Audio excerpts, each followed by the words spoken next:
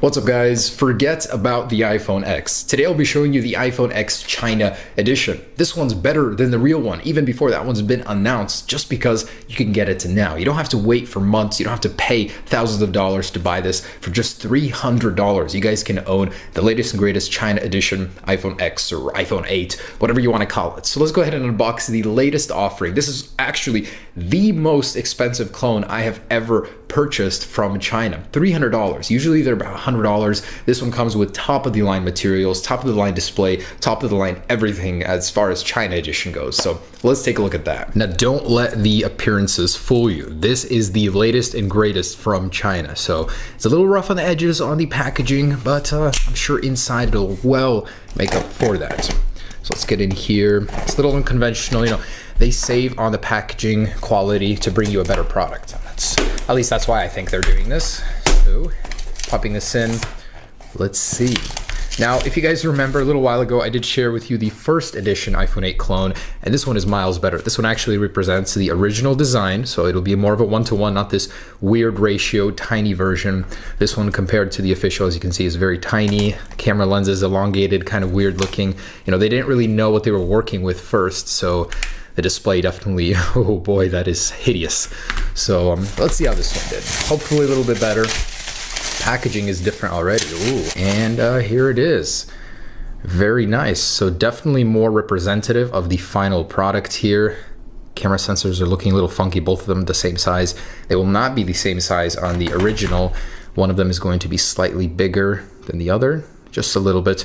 But here it is. iPhone, pretty okay. Let's see what it says. iPhone 8 Plus. So they didn't get the naming right on this one, but no matter. You know, as long as the actual product inside is correct. So let's go ahead and unbox this guy. iPhone 8 Plus. That will be a real product, but it won't be the one with the vertical cameras. That's going to be the iPhone X model. Okay, and here it is. Oh, definitely a little bit more accurate inside. We've got this. Still no Apple stickers. The day a clone comes with Apple stickers is the day I will cry on camera for the first time. And this guy feels solid. It feels very hefty. That's nice. The feeling of premium quality just because it's heavy. We've got our accessories here. Unfortunately, no bundled AirPods this year, but we do have these. I wonder, do these come with a lightning? Oh, they do. So I'm assuming this doesn't have a headphone jack either. All right, so that is the iPhone 8 packaging. Let's check out the actual product. So how do I get this out of here? They actually sealed it in, so I literally have to cut it out of here. Okay.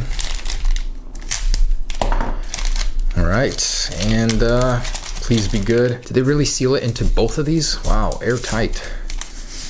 Okay. Ooh, iPhone.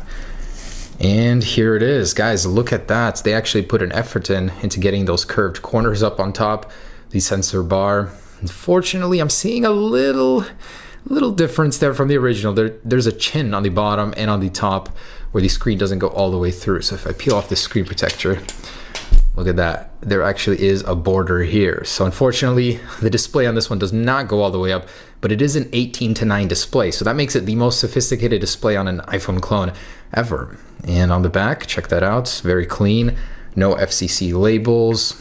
Looks definitely in tune with more of the original here. So this is an early look, but still pretty dang good for the real deal, or the real clone deal. Camera lens looks definitely better than this one.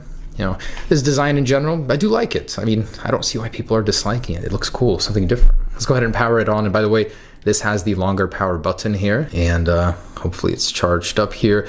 On the bottom, we got our lightning port, stereo, well, just speakers for now, and then this one might have a stereo speaker up here, who knows. Tiny status bar cut out there, the speaker grill.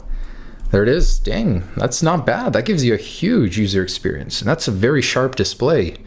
So you definitely get what you pay for with this. $300 for a clone is no laughing matter. Let's see how the software does though. Does it make up for the price? So build-wise, I definitely say it's definitely the most well-built clone I've felt. Metal border there. This actually might be glass on the back, and not sure how I feel about this. Is it a resistive touchscreen? All right, so press home to open.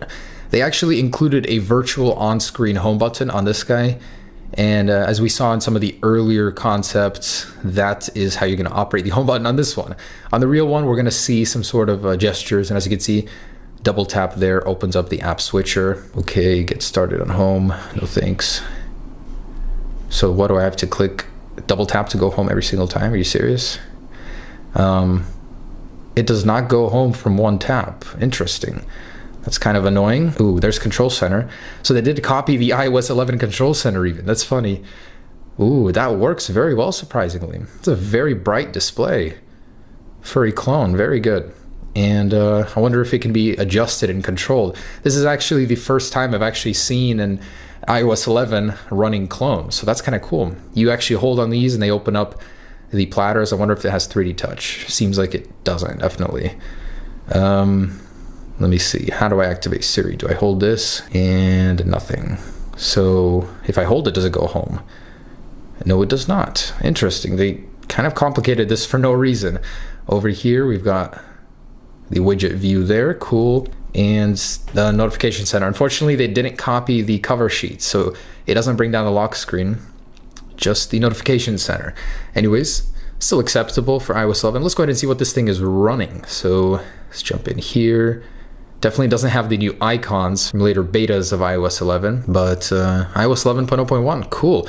So this was a firmware that was rumored the iPhone 8 is going to come with it. Looks like it does. But we've got 128 gigabytes here, and this I believe is real 128 gigabytes for the price tag. Man, oh, that's annoying. No home with a single button. Even the App Store icon is not changed. The Maps is the old one. It's not the real deal, unfortunately. But it does look very good. I like how they blended the corners. Looks very sharp. So the display is pretty clean on this guy. The OS is there. Let's see what each one looks like. So that's the camera, the music player here. Wow, they really went above and beyond to copy all of those. That's cool. Let's see if they got the new App Store or if that's just a Play Store. Oh, wow. That's cool. That's the first time I've ever even saw a cloned App Store. Let me connect it to Wi-Fi and see if it actually works. Oh, home button started working.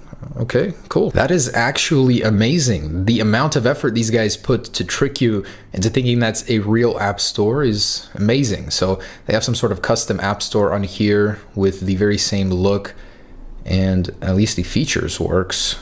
Categories, yeah, so this thing actually works. You're not gonna find all the apps you want in here, but that is pretty neat. They got the animations even, so the animations very similar to the ones currently in iOS 11. Let's see the lock screen. Press home to open. Oh, whoa, what? So you can actually slide into the camera and it unlocks the device? Oh, no, it doesn't, just a weird glitch. All right, that's kind of interesting. It's just funny for me to go through this and see how they program this thing compared to the real deal. And look, here is the real App Store. So if you want the Play Store, not the BS one over here, you're gonna find that in the extras. So what else? What else could I show you guys? I got Safari, definitely cloned that one. The phone application. Let's see if they got a dark mode in here. Did these guys put a dark mode in before Apple even? Unfortunately, none of that. And automatic backlight setting is still in here. They didn't move it. Let's see what kind of wallpapers they got in here. If they got the same. Yeah, they actually got the same. So none added, none removed either. That's funny. They even copied the iOS 11 calculator look. So that attention to detail certainly is there. Unfortunately, I wasn't able to get Siri working, which I'm sure they don't even have. It'd probably be a Google Now overlay. Let's go ahead and see how fast this thing is and what it's actually running. And they do actually have a fake 3D touch. So you hold and long press on an icon. I'm guessing if you keep pressing it, you can wiggle it. Or no, I guess not. You can't wiggle that one, but you can wiggle others that don't have that menu. And it's pretty responsive. Sorry, I keep getting distracted here, but this is hilarious. They actually want you to believe that Touch ID is working on this virtual home screen button. So it's scanning it, adjusting my grip.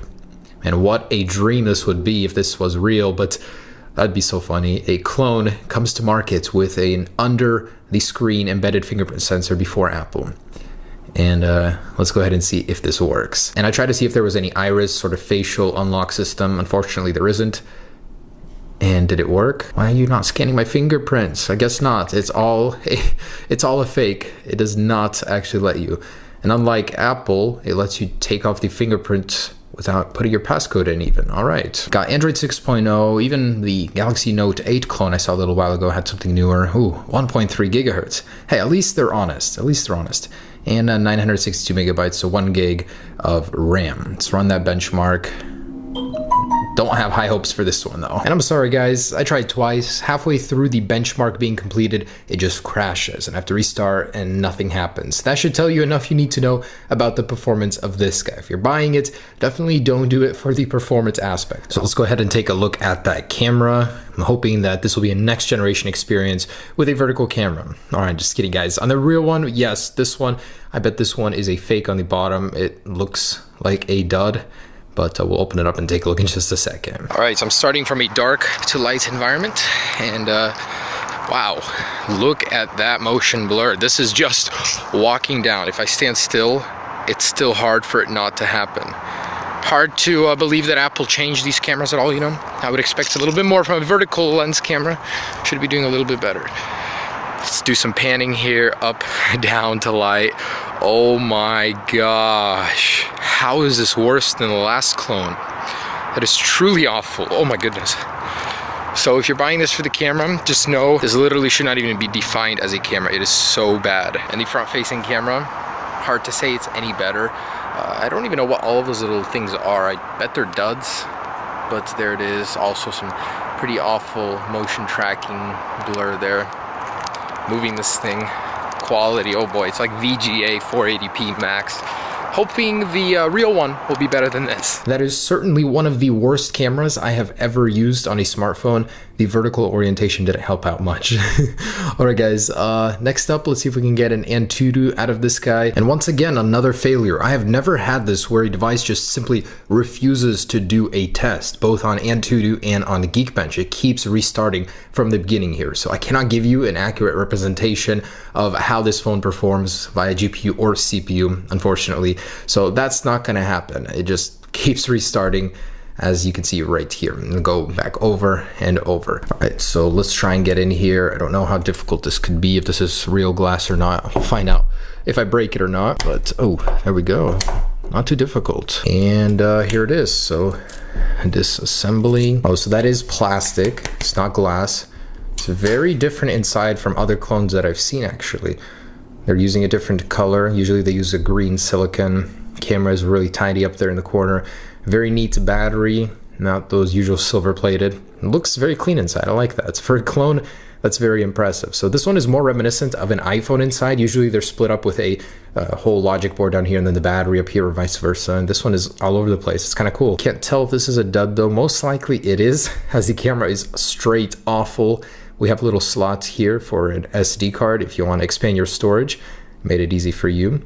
So overall, pretty cool. All right, guys, so there it is, the iPhone 8 Plus or iPhone X clone before the official release. Hope you enjoyed that. Would I recommend this at $300? Oh dear, no, no way. I mean, if you want to have this at a fraction of the price of the original, just to see the design for yourself, just to show off without actually having to spend $1,000, sure, go ahead. But I would not recommend it at $300 for a daily driver. You can buy an iPhone SE at that price used, and it'll do so much better than this. Anyways, hope you enjoyed it. As always, just a funny clone video, nothing meant to be used as an original. Hopefully they'll have some better clone versions in the future, but this is the best iPhone 8 clone yet. Peace.